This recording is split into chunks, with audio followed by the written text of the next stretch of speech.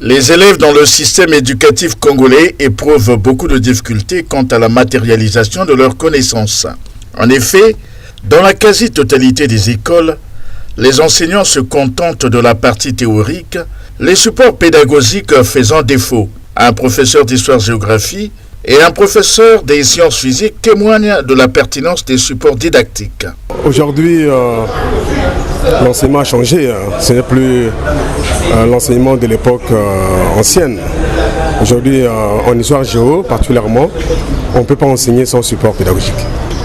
Le support est essentiel parce qu'il fait asseoir les connaissances chez les élèves et ensuite les élèves se prennent en charge parce qu'aujourd'hui l'enseignant est le guide et les enfants sont les acteurs. Donc ce sont eux qui, à partir d'un support pédagogique, peuvent être capables de façonner un cours.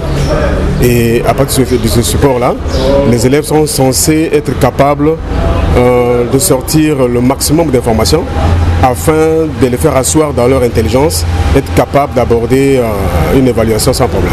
L'État devait peut-être s'efforcer de faire de sorte que nous ayons des supports. Parce qu'étudier sans support, c'est vraiment difficile.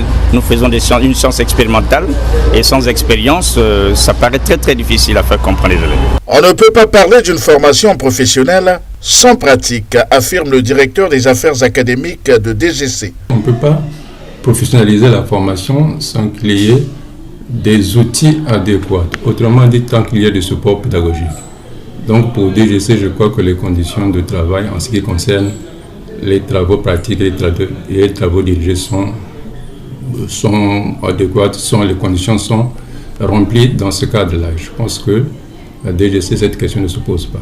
Les sciences expérimentales doivent s'accommoder d'une pratique de terrain.